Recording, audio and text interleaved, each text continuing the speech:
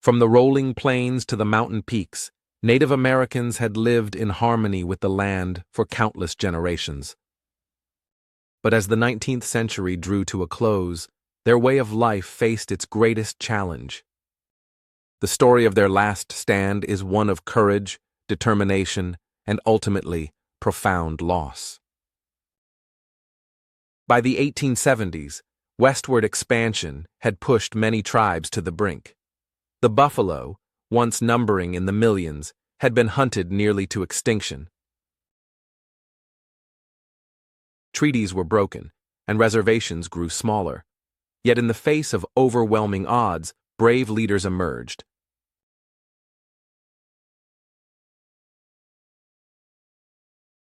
Sitting Bull and Crazy Horse united the Lakota and Cheyenne warriors in 1876.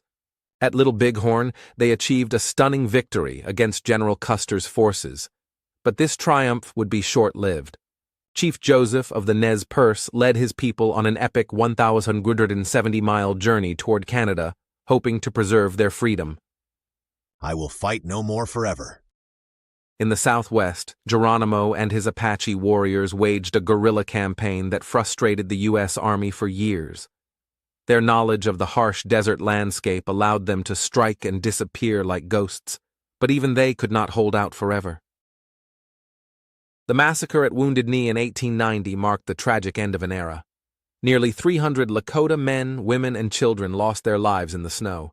The Ghost Dance, a spiritual movement that had promised to restore the old ways, died that day along with its believers. Yet the spirit of Native American peoples did not perish. Though forced onto reservations, they preserved their cultures, languages, and traditions. Through oral histories passed down through generations, they kept their heritage alive. Today, Native American communities continue to fight for their rights, their lands, and their identity. Their last military stands may have ended in the 19th century, but their resistance continues in new forms, through law, activism, and cultural preservation.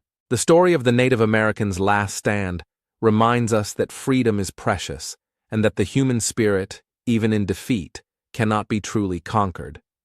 It teaches us that heritage, like the sacred land itself, must be protected for future generations. As we reflect on this chapter of history, we must remember that these were not just battles lost and won, but the twilight of a way of life that had flourished for thousands of years on American soil.